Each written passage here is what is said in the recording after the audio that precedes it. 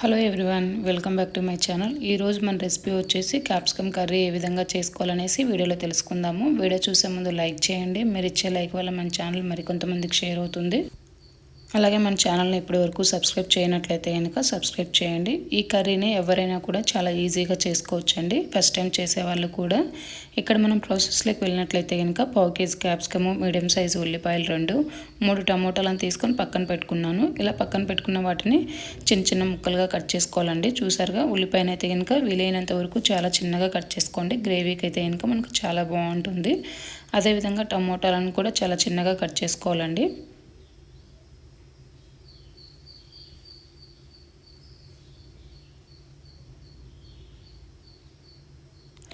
Capsicum కూడా చూసారుగా, క్యాప్సికమ్ని అయితే కనుక మనకి ఇలాగా కన్నాలు ఉంటాయి కదా మధ్యలో, వాటిల్లో ఇలాగ మనం చిన్న చిన్న ఫస్ట్ వీటన్నిటిని కూడా టోటల్గా వీటన్నిటిని ఫస్ట్ ఈ విధంగా చిన్న చిన్న ముక్కలుగా కట్ చేసుకోవాలి.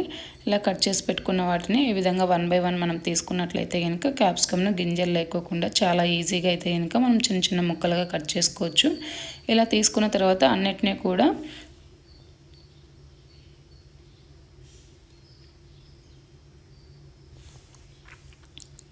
వీడియోలో చూపిస్తున్నట్లుగా చిన్న చిన్న ముక్కలుగా కట్ చేసుకోవాలి.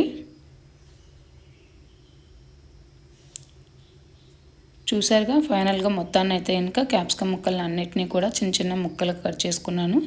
ఈ విధంగా ముక్కలు కట్ చేసి పెట్టుకున్నటువంటి క్యాప్సికమ్ను, ఉల్లిపాయలని, టమోటాలను ఇలా కట్ చేసి పెట్టుకొని పక్కన పెట్టుకోవాలి. తర్వాత స్టవ్ పైన ఒక కడాయి పెట్టుకొని, కడాయిలో అయితే కనుక మనం కొద్దిగా పల్లీలను తీసుకోవాలండి. ఈ పల్లీలు కొద్దిగా రోస్ట్ అవ్వనివ్వాలన్నమాట మనకి. ఇలా 1-2 సార్లు ఈ విధంగా కలబెట్టుకున్న తర్వాత ఇవి కొద్దిగా రోస్ట్ అయిన తర్వాత మనం ఇందులోనే 1 టేబుల్ స్పూన్ వరకు ధనియాలను తీసుకోవాలి. కొద్దిగా కొబ్బరి ముక్కలు కూడా తీసుకోవాలండి గ్రేవీ కోసం ఇదంతా కూడా.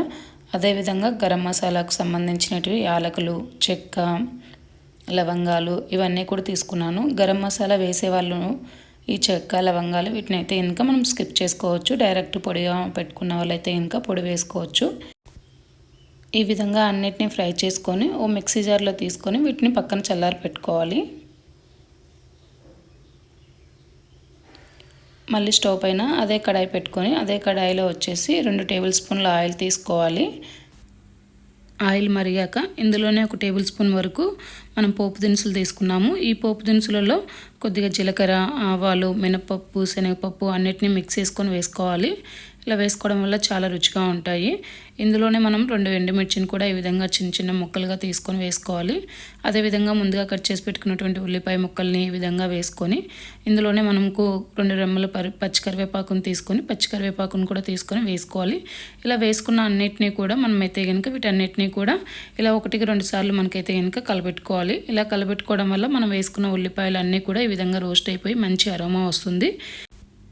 ఈ విధంగా ఉల్లిపాయ రోస్ట్ అయిన తర్వాత మనం ముందుగా కట్ చేసి పెట్టుకున్నటువంటి టమోటా ముక్కల్ని కూడా తీసుకొని ఇందులోనే వేసుకోవాలి. ఇలా వేసుకున్న టమోటాలను కూడా ఫ్రై అయ్యే విధంగా ఈ విధంగా 1-2 సార్లు మనం కలబెట్టుకొని ఒక 2 మినిట్స్ తర్వాత మనం చూసినట్లయితే కనుక ఈ టమోటాలో నుంచి మనకు ఆయిల్ అయితే కనుక మనకు తేలుతూ ఉంటుంది. వీడియోలో చూపించినట్లుగా చూసారుగా, ఇక్కడైతే కనుక మనకు ఆయిల్ తేలుతూ ఉంటుంది. ఒక 2 మినిట్స్ తర్వాత మనం చూసినట్లయితే కనుక ఈ విధంగా టమాటో 2 మినిట్స్ తర్వాత మగ్గిన తర్వాత మనకు రుచికి తగ్గట్టుగా కొద్దిగా సాల్ట్ను, కారము, పసుపు, గరం మసాలాను కూడా తీసుకోవాలి. ఇలా తీసుకున్న అన్నిటినీ కూడా మనమైతే కనుక మొత్తాన్ని కలబెట్టుకుంటూ ఉండాలి.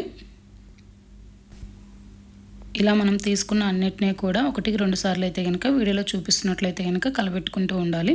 ఇలా కలబెట్టుకున్న తర్వాత మనకు టమోటాలో నుంచి ఆయిల్ తేలుతూ ఉంటుంది. ఇలా ఆయిల్ తేలుతూ ఉన్నప్పుడు మనం ముందుగా కట్ చేసి పెట్టుకున్నటువంటి ఏవైతే క్యాప్సికమ్ ముక్కలు ఉంటాయో క్యాప్సికమ్ ముక్కలు అన్నిటినీ కూడా మన గ్రేవీలో టమోటాలో వేసుకొని ఈ విధంగా 1-2 సార్లు అయితే కనుక మనం కలపెట్టుకుంటూ ఉండాలి. ఇలా కలపెట్టుకోవడం వల్ల మనం చేసుకునే ఏ కర్రీ అయినా కూడా పర్ఫెక్ట్గా అన్నీ మనకు వేసుకున్న ఇంగ్రీడియంట్స్ అన్నీ బట్టి చాలా రుచిగా ఉంటుంది కర్రీ అనేసి. ఈ విధంగా కలపెట్టుకున్న తర్వాత ఈ క్యాప్సికమ్ కూడా మనకి ఉడికేంత వరకు మూత పెట్టుకొని 2 మినిట్స్ పాటు పక్కన పెట్టుకోవాలి. స్టవ్ను వచ్చేసి ఫ్లేమ్ను మీడియం ఫ్లేమ్లో పెట్టుకోవాలి. అదేవిధంగా మనం గ్రేవీ కోసం తీసుకునే ఇంగ్రీడియంట్స్ ఏవైతే ఉన్నాయో అందులో మిక్సీ జార్లో అయితే కనుక మనం కొద్దిగా అల్లం పేస్ట్ వేసుకోవాలి. అల్లం పేస్ట్ లేని వాళ్ళు అల్లం ముక్క, కొన్ని రెబ్బల వెల్లుల్లిపాయలను తీసుకుంటే సరిపోతుంది. అదేవిధంగా కొద్దిగా చింతపండు తీసుకొని వీటన్నిటిని కూడా ఈ విధంగా పొడిగా పేస్ట్ పట్టుకొని ఇందులోనే మన గ్రేవీకి తగ్గట్టుగా కొద్దిగా వాటర్ తీసుకోవాలి. ఇలా తీసుకున్న అన్ని వాటర్ని కూడా మనం వీడియోలో చూపిస్తున్నట్లుగా పేస్ట్గా పట్టుకుంటే సరిపోతుంది. చూసారుగా వీడియోలో చూపిస్తున్నట్లుగా ఈ విధంగా అయితే కనుక మొత్తాన్ని పేస్ట్గా పట్టుకొని వీటన్నిటిని కూడా పక్కన పెట్టుకొని మనం ముందుగా స్టవ్ పైన పెట్టుకున్నటువంటి క్యాప్సికమ్ చూసినట్లయితే కనుక మనకు 50% అయితే కనుక ఉడికిపోయి ఉంటుంది. వీటన్నిటిని కూడా మళ్ళీ 1-2 సార్లు అయితే కనుక మనం ఇలా మొత్తాన్ని 1-2 సార్లు కలబెట్టుకొని మనం ముందుగా పేస్ట్ పెట్టుకున్నటువంటి గ్రేవీని కూడా తీసుకొని ఇందులో వేసుకోవాలి. ఇలా వేసుకున్న గ్రేవీ అంతటిని కూడా మళ్ళీ 1-2 సార్లు అయితే కనుక క్యాప్సికమ్ ముక్కలకి పట్టే విధంగా కలబెట్టుకోవాలి. ఇలా కలబెట్టుకున్న తర్వాత మొత్తాన్ని అయితే కనుక మళ్ళీ మీడియం ఫ్లేమ్లో పెట్టుకొని ఒక 2 మినిట్స్ పాటు అయితే కనుక మనం మూత పెట్టుకొని పక్కన పెట్టుకోవాలి.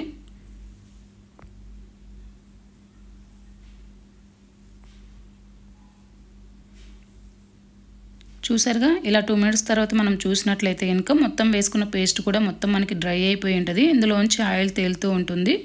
ఈ స్టేజ్లో మనమైతే కనుక గ్రేవీకి తగ్గట్టుగా కొద్దిగా అయితే కనుక వాటర్ తీసుకోవాలి. మనకి ఇంట్లోకి సరిపడిన గ్రేవీ ఎంత అవసరం ఉంటుందో అంతవరకు మనం అయితే కనుక వాటర్ తీసుకోవచ్చు. చూసారుగా ఇందులో అయితే కనుక మనం గ్రేవీకి తగ్గట్టుగా వాటర్ తీసుకోవాలి.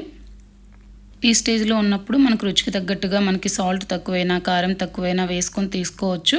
ఇలా తీసుకున్న వాటర్ 2 నిమిషాల తర్వాత మనం చూసినట్లయితే కనుక ఇలా ఉడుకుతూ ఉంటుంది. ఇలా ఉడుకుతూ ఉన్నప్పుడు మళ్ళీ మనం ఒకసారి కలపెట్టుకొని మొత్తాన్ని ఒక 2 మినిట్స్ తర్వాత మళ్ళీ ఉడికించుకున్నట్లయితే కనుక కర్రీలో నుంచి మనకి ఆయిల్ తేలుతూ మనకి మంచి వాసన అనేసి వస్తూ ఉంటుంది. ఈ స్టేజ్లో ఉన్నప్పుడు మన ఇంట్లో కనుక కొత్తిమీర ఉన్నట్లయితే కనుక కొత్తిమీరతో మొత్తాన్ని మ్యారినేట్ చేసుకున్నట్లయితే కనుక క్యాప్సికమ్ కర్రీ కూర అయితే కనుక మనకు రెడీ అయిపోయింది. ఇలా రెడీ అయిపోయిన క్యాప్సికమ్ కర్రీని మనం అన్నం చపాతీ లెక్క కానీ తీసుకున్నట్లయితే కనుక చాలా బాగుంటుంది.